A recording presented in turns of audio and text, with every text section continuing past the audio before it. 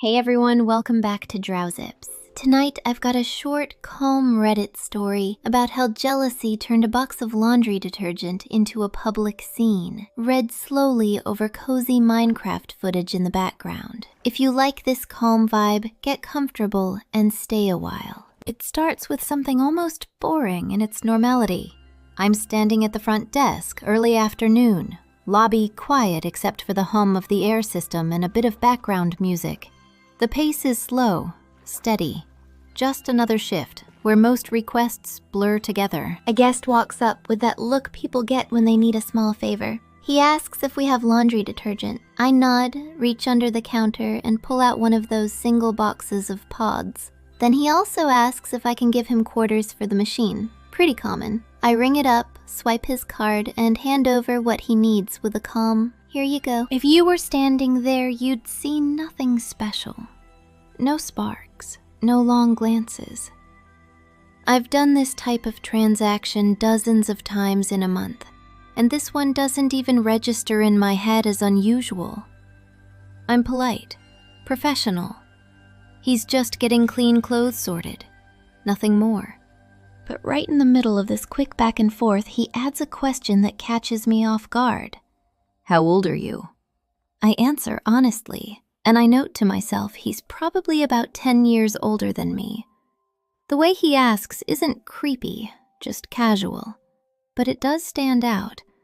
People don't usually ask that when they're buying soap and getting coins.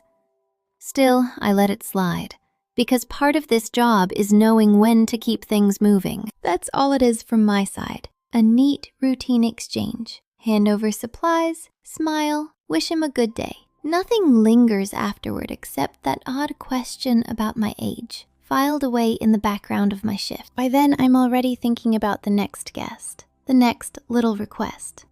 To me, the whole scene is just another box of detergent, another handful of quarters, barely enough to remember by evening. But ordinary to me doesn't mean ordinary to everyone. A few steps away in one of those lobby chairs, someone else is watching. And to her, it doesn't look routine at all. From across the lobby, a phone screen drops a little and eyes lock on the desk. This is the unseen observer. She can't make out the words, only the outlines of a conversation. The silence between them is hers to fill, and she fills it with doubt. What she sees is simple. Her boyfriend leaning slightly closer than he needs to, me giving a polite smile, maybe a nod, that from a distance looks like shared laughter. He gestures with his hands as he talks, which could be as boring as explaining spilled coffee, but to her, it plays like a private performance. She rewrites the whole routine transaction in her head. In her version, body language carries meaning it never had. A tucked strand of hair. Have you ever filled in silence like that and later felt ridiculous? That's the loop she's in right now, and every glance is another reason to feel sure she's missing something. From my side of the counter, I'm barely even in the scene. I'm sliding detergent across the surface, breaking a bill, pushing change back. Already thinking about the next task. But meanwhile, she's creating a full story with no dialogue, only suspicion. She thinks she's catching small signals. What she's really catching is herself, caught on replay. And then comes the moment where her suspicion sharpens. The boyfriend answers his phone and almost offhand says into it, "She's age. I don't know what you're so worried about." That single line should be reassuring. But in her mind, it's proof that there was something to worry about in the first place. Instead of calming the storm, it feeds it. This is how jealousy shows up. It doesn't take facts. It takes fragments, pieces of body language, half-heard words. The blanks don't stay empty. They get filled with insecurity until an ordinary purchase looks like betrayal. So now we've got two separate realities running at once. Mine is calm, routine, over in under 2 minutes. Hers is tense, suspicious, replayed second by second. And when he finally walks back toward her, detergent in hand, Those two realities are about to collide. The first warning signs show up quietly, Small shifts that you might miss if you weren't paying attention. When he returns to her, detergent box tucked under his arm, she doesn't look up right away. Her eyes stay locked on her phone as though he isn't even there. When she finally glances at him, her face is neutral, but the way she crosses her arms tight across her chest tells more than her expression does. It's not a greeting, it's a barrier. Then come the little questions, the ones that sound casual but aren't. What took so long? She asks, even though just a minute or two has passed. Her tone makes the wait sound suspicious instead of ordinary. A follow-up cuts even sharper. What were you two laughing about? From her point of view, a polite half-smile from me and a quick chuckle from him have turned into proof of something hidden. You can already feel where her mind is going. From his side, there's nothing to defend. He looks confused, probably thinking it was barely an interaction at all. A box of detergent, some quarters, a short exchange. He tries to brush it off with a plain answer. Nothing, just got the detergent. Hoping to end the matter before it grows. But if you've ever dealt with suspicion, you know that short answers can sound like evasion. To her, nothing doesn't prove calmness. It proves concealment. And then, almost as if to underline the absurdity, there's the line she has already heard from him earlier while he was on the phone. She's age. I don't know what you're so worried about. It lands as blunt reassurance. To anyone else, it would end the conversation. But to her, it confirms there was something worth mentioning in the first place. If you're listening, let that line sit for just a few seconds. 3 beats of silence. That's how it must have felt in the lobby when it was said. The tension sharpens from there. Her body language stays closed off. Her questions edge into accusations, and he keeps fumbling for short reassurances that don't land. Nearby, I'm catching fragments of their low-voiced exchange while helping another guest, slowly realizing I've become part of their private argument without ever meaning to. These are the first cracks you can see before things really break open. One person trying to reassure, one person refusing to be soothed, and me stuck on the edge as their silence turns into suspicion. And soon enough, that quiet storm shifts into something you can't ignore anymore. She walked to the desk. He trailed behind, uncomfortable, hands shoved into his pockets. The shift from quiet tension to loud confrontation was immediate. She didn't wait for me to finish with the guest I was helping. Her voice cut in sharp, dripping with sarcasm. So, you and my boyfriend seemed to be having quite the conversation earlier. She stretched the words like she was daring me to deny it. For a second, my professional smile just froze. This wasn't a housekeeping request. He tried to step in with a weak, "Honey, it was nothing." But she snapped back without looking at him. "I'm not talking to you right now." Her eyes stayed locked on me, as if I had answers she needed to drag out. Her tone deepened into a clear accusation that our brief, polite exchange had somehow crossed a line. And all of it centered around a cardboard box of laundry pods slid over a counter. By now, the air in the lobby felt different. Other guests glanced over from their chairs, catching the rise in her voice. I kept my tone even, slower than normal, staying calm the way service staff are trained to. I offered to direct her to a manager if she wanted help, but it wasn't about finding a solution. She wasn't aiming for resolution. She wanted the audience. The absurd part is plain to everyone but her. I was just a worker, selling detergent, boxed up and charged like dozens of times before. He was just a guest, trying to do laundry. Yet here I was, pulled into the front row of their relationship battle. From across the counter, the whole thing felt surreal, like watching someone insist 2 + 2 = 5, and they're angry you won't agree. Finally, her boyfriend had his own breaking point. The sarcasm she aimed at me spilled back onto him in a quick pivot, and that's when he let a line drop that cut through the tension like glass. "What do you expect me to do? Go up to the desk and say, 'Give me my quarters, bitch'?" And this is where the real question starts to make sense. Why was the focus on me at all? What really stands out here is the pattern underneath the blow-up. this wasn't about detergent, or even about me standing behind the counter. A lot of commenters picked up on the same thing. It looked like projection, blaming someone else for problems that live inside the relationship itself. Projection works like this. Instead of admitting to your own worries or facing trouble with your partner directly, you push those feelings outward. The easiest target is often someone who just happens to be standing close by. In this case, I was that target. My polite smile, his brief laugh, the everyday rhythm of the interaction. Those little details were turned into symbols of a bigger fear. Some people in the thread put it bluntly, saying she's cheating and projecting, or that when people feel guilty themselves, they become paranoid about cheating in others. That's not a certainty, of course, but it's a pattern people notice again and again. The suspicion you carry inside makes you see threats in places others wouldn't even think to look. There was even a story dropped in the comments about someone's girlfriend who sent messages to dozens of random women basically telling them, "Stay away from my man." Nobody had done anything to invite it. That's the same framework as this lobby encounter. An ordinary interaction gets twisted until it looks like evidence, and the imagined rivals become easier to blame than the real issues. And that's the point. It's much safer to unload anger on a service worker than to turn to your partner and admit you don't feel secure. Calling out the worker requires no risk and no self-reflection. Facing relationship cracks takes real vulnerability. It demands conversations that may confirm painful truths.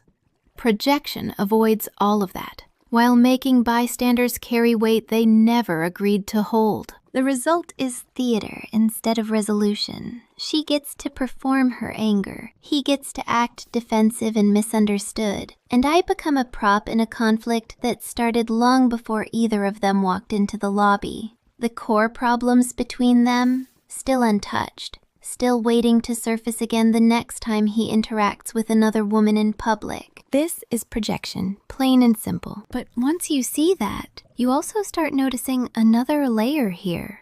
The way his own actions fed into the whole mess. The boyfriend's part in this whole drama deserves its own look. His actions may not have been malicious, but they added fuel to the fire. Sometimes people lean into casual banter with service workers, and while it feels harmless in the moment, it can look very different to someone already on edge.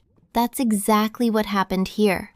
Even something as simple as asking my age created an opening for suspicion. The act itself wasn't inappropriate, but it blurred into personal territory when professional boundaries would have been clearer. That's why some Reddit commenters called him out. They noticed how his easy back and forth wasn't doing his girlfriend any favors. From her perspective, this wasn't his first time chatting in ways that felt just a little too relaxed, and she was primed to read it as a pattern. When someone already expects trouble, even normal polite interaction gets filed under evidence. The way he handled her accusations didn't help either. She openly challenged him in the lobby, and instead of offering calm reassurance, he swung between dismissive answers and sarcasm.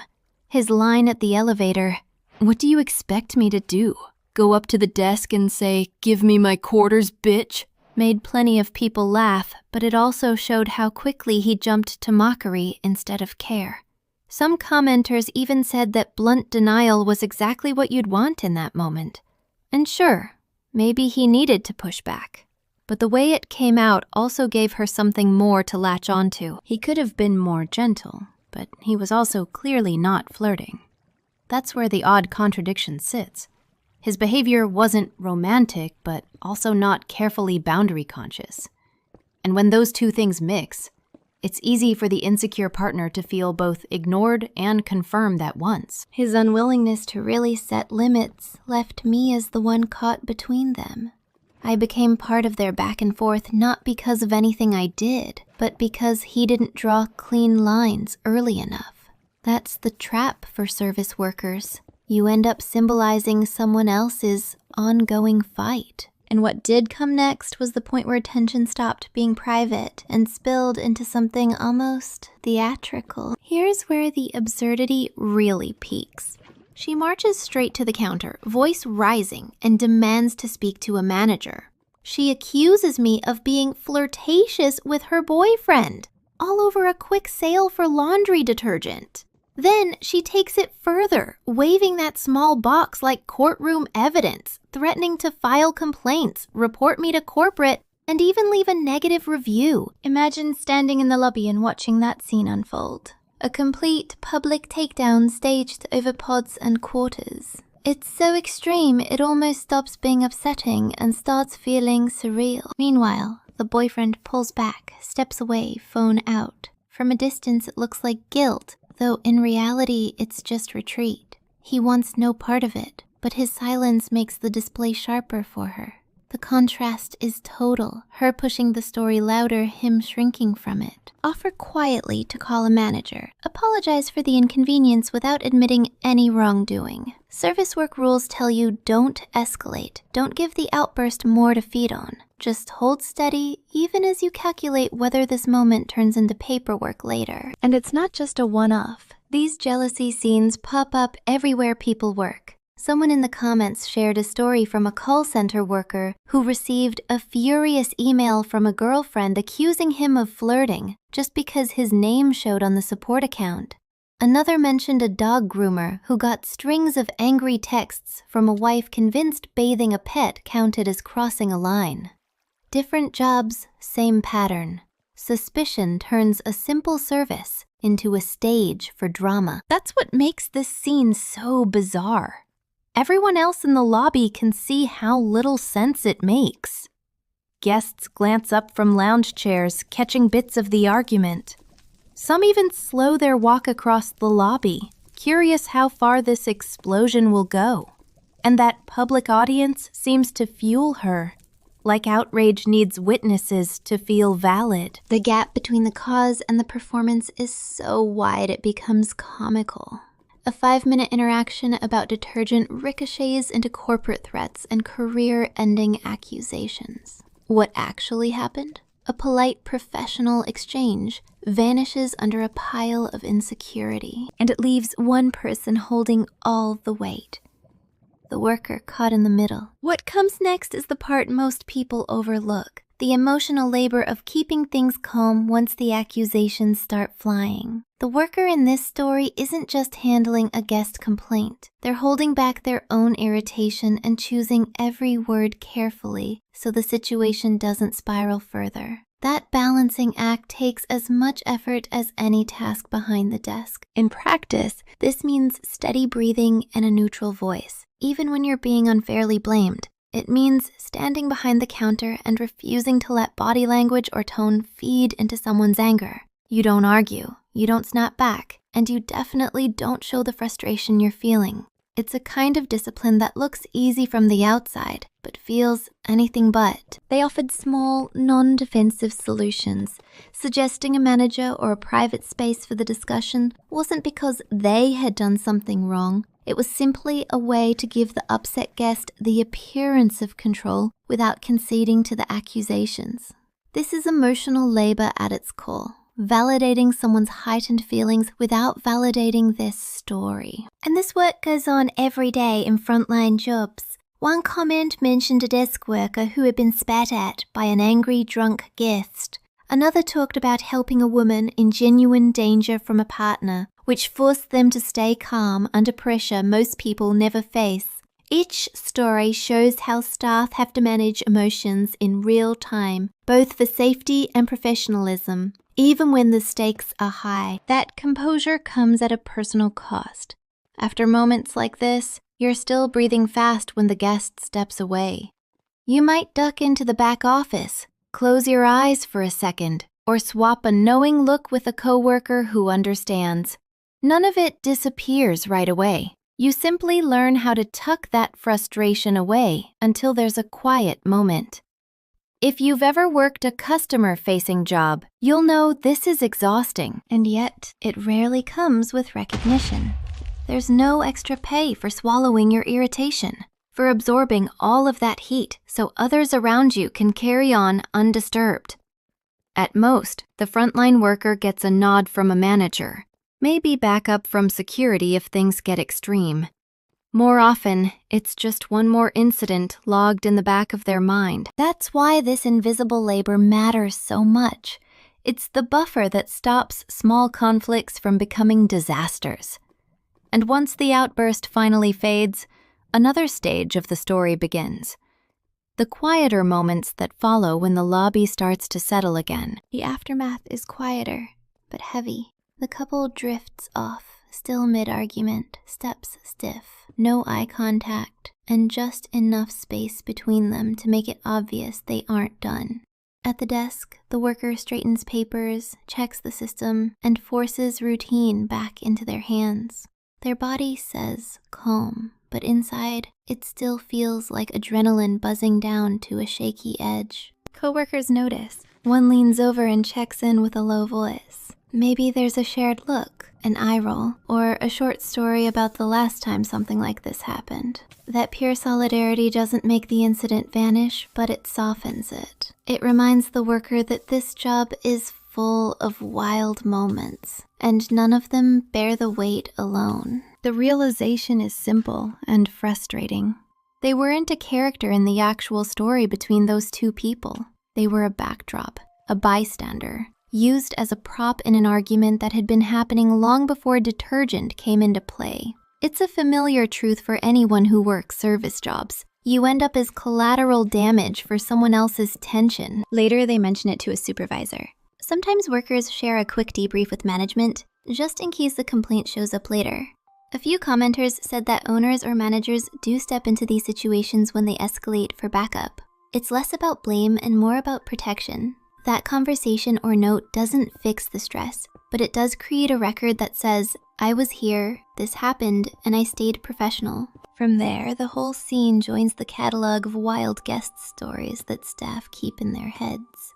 It sits next to all the other sudden dramas. The drunk guest shouting at midnight. The customer convinced a normal policy was betrayal. The accusation that came out of nowhere.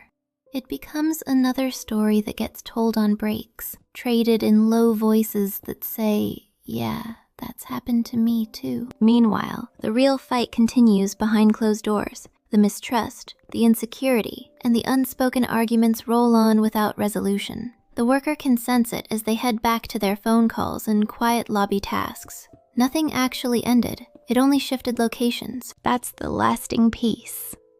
The worker becomes part of their story, when in reality, they were just doing their job. Did you ever get sucked into someone else's drama at work? Tell me below. And if this sounds unfair but familiar, remember, it doesn't only happen at hotel desks. You'll notice these stories don't stay locked to hotels. They echo across all kinds of jobs that require serving the public. That's the bigger pattern. Jealousy doesn't discriminate between industries, and it keeps catching people just doing routine tasks. Servers in restaurants get accused of flirting because they smile or check back a few times at the table. Retail cashiers end up with suspicious glares simply for scanning items or handing over change. Nurses and aides in healthcare settings sometimes get side-eyed for offering basic, necessary care. In every case, the job asks for simple courtesy, and that courtesy is reinterpreted as romantic attention. The thread was full of examples. A salon worker mentioned the client's wife calling in to accuse the stylist of crossing lines, even though the call was just about scheduling. Someone running a ticket support account saw a jealous partner send waves of angry messages to an employee named Jenny, convinced those emails were personal instead of automated replies. And one dog groomer shared how a client's wife texted every name in her husband's phone, including theirs, accusing them all of trying to steal her man. Each story highlights the same misread.